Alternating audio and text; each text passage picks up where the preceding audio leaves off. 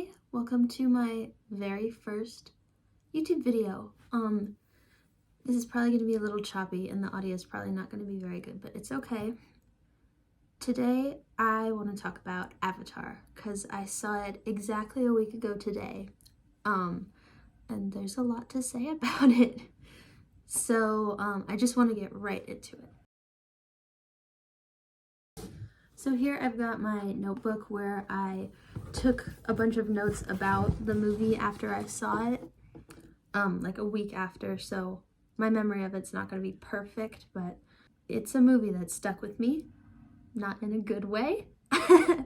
So just gonna start with the basic facts. Avatar: The Way of Water came out in 2022, was released in December, directed by James Cameron, written by James Cameron, Rick Jaffa, and Amanda Silver. It has a budget of $200 to $350 million. There isn't an exact estimate anywhere on the internet. It stars Sam Worthington, Zoe Saldana, Sigourney Weaver, and Stephen Lang. And its ratings so far, it's gotten an 8 out of 10 from IMDb, 78% Rotten Tomatoes, and 68% from Metacritic. To preface this video, I haven't seen Avatar 1, which is a failing on my part, and I know I was just never interested, but I was invited to go see it, so I decided I would. The next part of the movie that everyone is talking about is the visuals, and I do have to say the visuals were absolutely incredible. I'm sure that's where a majority of the movie's budget went, and I'm glad it did, because the visuals were the only thing keeping me in the theater for most of the movie. Everything looked very realistic, aside from some explosions, but explosions are really hard to get right. The animals and the Na'vi people looked really cool, and I can see why the first one was so popular because it is really a feat of CGI animation. It's really impressive, so I give that an 11 out of 10. That was my favorite part of the whole movie. My favorite little CGI element, I think, was the way the skin glowed. I thought that was really cool. I also liked all the animals, although they were kind of weird looking, but they were very like prehistoric in a way, like Cambrian explosion type animals, and that is really interesting to me. Now onto my thoughts about the movie. I'm just gonna start out by giving the basic plot. So Jake Sully, the protagonist from Avatar 1, has to take his family to a new location after his former enemy, played by Stephen Lang, I can't remember his name right now, is reincarnated as an avatar and out for revenge. And you can gather pretty much everything that happens in Avatar 1 based on the events of the exposition at the beginning of Avatar 2. So the story I liked. I would give it a 7.5 out of 10 if I was going to give it a number rating. It moved quite slowly. The whole movie is about the way of water, but they don't actually get to the water until about an hour into the movie, which, it's fine. Overall, I liked the way that it was set up, and I think it was executed fairly well, but the story itself was very basic. The relationships between the characters weren't very well developed. Sully is an army father. He's very strict with his children and has very high expectations for them, but the characters themselves are very flat, not dynamic characters, which is what they teach you to do in writing classes. The next part of the movie that everyone is talking about is the visuals, and I do have to say the visuals were absolutely incredible. I'm sure that's where a majority of the movie's budget went, and I'm glad it did, because the visuals were the only thing keeping me in the theater for most of the movie. Everything looked very realistic, aside from some explosions, but explosions are really hard to get right. The animals and the Na'vi people looked really cool, and I can see why the first one was so popular because it is really a feat of CGI animation. It's really impressive, so I give that an 11 out of 10. That was my favorite part of the whole movie. My favorite little CGI element, I think, was the way the skin glowed. I thought that was really cool. I also liked all the animals, although they were kind of weird looking, but they were very like prehistoric in a way, like Cambrian explosion type animals, and that is really interesting to me. Now onto my least favorite part of the movie, which has to be the dialogue. Oh my god. I went with some friends, and every time one of the characters said bro after like the first hour of the movie, we would just look at each other and sigh. My friend Clara said, if you were taking shots every time someone said the word bro, you would be drunk before they even got to the water, and I agree with her. The way that they talked to each other was like a Netflix teen drama and not one of the good ones. I have to say, all the military people talked in catchphrases. They didn't actually have dialogue, they just used like idioms and jokes to talk to each other. They couldn't think to give them anything besides that. I don't know. I know we're not really supposed to like the military characters, but they could have made them a little more than like video game NPCs. The way the siblings talked to each other was a little more realistic, but people don't realize that in the real world, people don't call each other bro and sis. I know this has been talked about for ages and ages in writing, but I don't think I've ever once referred to my sister as sis. But the siblings in this do.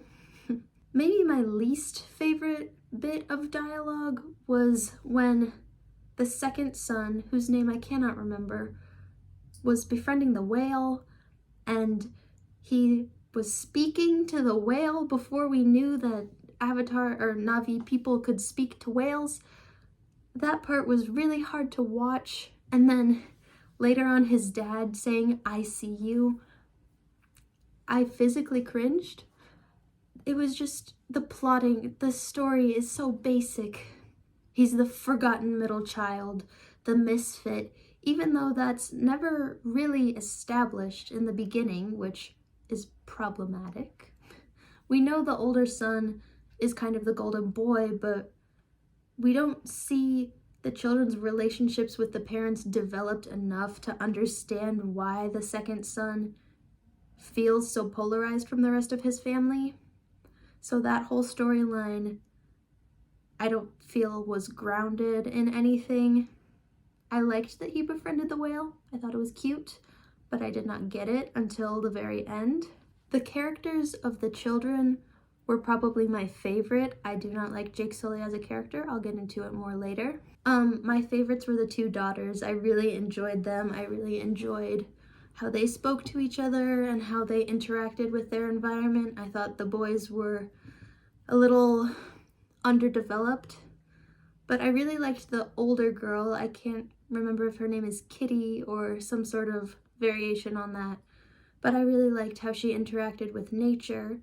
I wish we got to see a little bit more into who her father is, but I'm sure that'll be uncovered in the later movies. But I really liked her character, and I liked the little sister, even though she spent most of the movie as a damsel in distress. She was very cute, and I liked her a lot. I don't want to talk too much about the parents because I didn't really resonate with either of their characters. But I do want to say that I wish they utilized Zoe Saldana's character more in this. I believe her name is Neytiri. She's fantastic. She's putting her all into this role, and she really wasn't in the movie enough. Her character was basically just used as the mother, and while I liked seeing her as that and liked seeing her be protective over her kids and fight back against Jake, that was all that she was. She was a little bit of a warrior, but I don't like the way they kind of dehumanized her when she was fighting, and how Stephen Lang's character called her an animal when she was fighting, and I'll get into more about that later. Jake Sully's character I really do not enjoy. I think he's too strict with his children. I think he believes he is above all Na'vi, including his own children, and that he's smarter than them, which is really not the way you want a parent to act. He doesn't listen to his wife or children and forces them to do things they're not comfortable with. He punishes them more harshly than they should be punished. And I understand it's probably from his military background, and probably his father was quite like him, but it takes a really long time for him to grow and learn from his mistakes. And I don't like how lone wolf he acts and how overprotective he is and how harsh with his children he is, because he is quite harsh with them in a way I really don't enjoy. The biggest thing I want to talk about with Avatar is the fetishization of non-industrialized cultures, which I will explain more in a minute. But what it is basically how the Na'vi sort of look and sound like people from Earth. Their hairstyles are traditionally black hairstyles, like locks, braids, things like that. Their accents sound sort of like African or South Asian accents, which I think is odd. And I do want to talk about accents for a second, because every single one of Sully's children has a different accent, and they go in and out through the whole movie, which they're young people, it's fine. But why does one of his kids sound South Asian while the other sounds different? And why do they not sound like Zoe Saldana? It's all very confusing and stuff that took me out of the movie and made me think in real life. But about the fetishization aspect of this movie, I've heard that the first movie is like a white savior movie, and I read the synopsis before I went and saw the new one, and it's basically about humans going to Pandora to harvest this substance that will help humans somehow, called unobtainium, which already, like, come on, unobtainium, but whatever. And Sully befriends Neytiri and eventually falls in love, and so he gets the humans out somehow and saves the Na'vi from humans, white savior aspect. And then there's this element of transracialism, which we here on Earth know is like not something that you can do, but Sully does it. He goes from human to avatar, and his avatar, or his Na'vi self, has locks. His human self was white. So there's a little weird transracial element where he kind of shifts from a white man into someone with stereotypically more black characteristics, like his hair color darkens, the texture changes, and he gets locks. And then he still thinks he's above the rest of the Na'vi because he was a human in the past. And so it's kind of a supremacy thing internally in him, which is really problematic, because now he's living among these people who know so much more about their own world than he does, but he still believes that he is superior to them because he was human before. The final thing I want to say about the fetishization aspect is that it's like voluntourism. And if you don't know what that is, that's when a person will go to an underdeveloped nation, typically somewhere in Africa or South or Central America, and help build something there or help the locals. And they'll take a lot of photos with people from the community, especially children, and post them looking for moral desert, which is something in ethics where it's like you're doing a good thing, but you're only doing it so other people can see that you're doing a good thing. And most of these people do it out of the goodness of their own hearts, but by sharing the thing, they're telling people, look what I did. I did this good thing, and you have to see it. And so I think, in my opinion, Avatar is voluntourism on steroids. The humans travel to Pandora to harvest this thing, then Sully falls in love and saves the Na'vi people from humans. He doesn't really brag about it, but he makes a show of it. He likes to remind Neytiri and the children that he saved them, and he shows them that he still feels that he's above them in a lot of ways. And that's kind of, he's using his privilege, kind of. And that's what people who do voluntourism think they're doing. They're using their privilege as usually more wealthy, stereotypically white people going to an underdeveloped nation, helping the people there, when truly, if they got the funds, they could help themselves. And there's a whole documentary about it. I can't remember the title of it, but I will find it and I will link it in the description. He uses his privilege as a former human to help the Na'vi, help them utilize technology in their fight against the humans that are coming back to Pandora for more unobtainium or something. Another fault of the story is I don't know exactly why the humans come back aside from Stephen Lang's character. But that might also be because I didn't watch the first movie. So Sully thinks he's helping, when in reality he's kind of hurting the people more. And through voluntourism, the tourists kind of hurt the people more because they spread these images that the places they're going to are underdeveloped and need help, when in reality there are a lot of nations in South and Central America and in Africa and in other places that people travel to that are very wealthy and can sustain themselves, or places where if people just donated to them instead of bringing themselves and maybe putting more strain on the economy by coming there and eating their food and staying in their houses, and they're not helping as much. Sully is hurting Pandora by being there because since he's there, humans are coming back to get him, like his former enemy. I don't really know who Stephen Lang's character is to him, but they definitely don't like each other.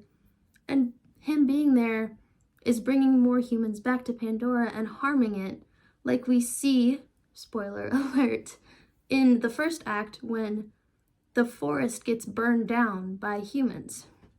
If he wasn't there, that probably wouldn't have happened. Another note on the fetishization aspect is that the Avatar, or the Na'vi people, are supposed to be like amazing forms of life. Like they're 10-ish feet tall, they're beautiful, slender, like similar to Tolkien's elves, they're the best of humanity, even though they're not quite human. And that is where the fetishization comes in, because by making these tall, willowy, attractive figures weird and problematic in a way, I can't word it exactly right, but like when we see TikTok videos of these beautiful people in Africa, like the video of the man eating a piece of chocolate and everyone says, oh, he should be a model and he's living in a small village in Africa. It's like that. Seeing these beautiful people and wanting them to be like us. Because the humans see the Na'vi and they're like, oh, they're these perfect warriors. And I don't know what they do with them in the first movie, but I feel like they probably might want to utilize them for war because they're strong and powerful and large.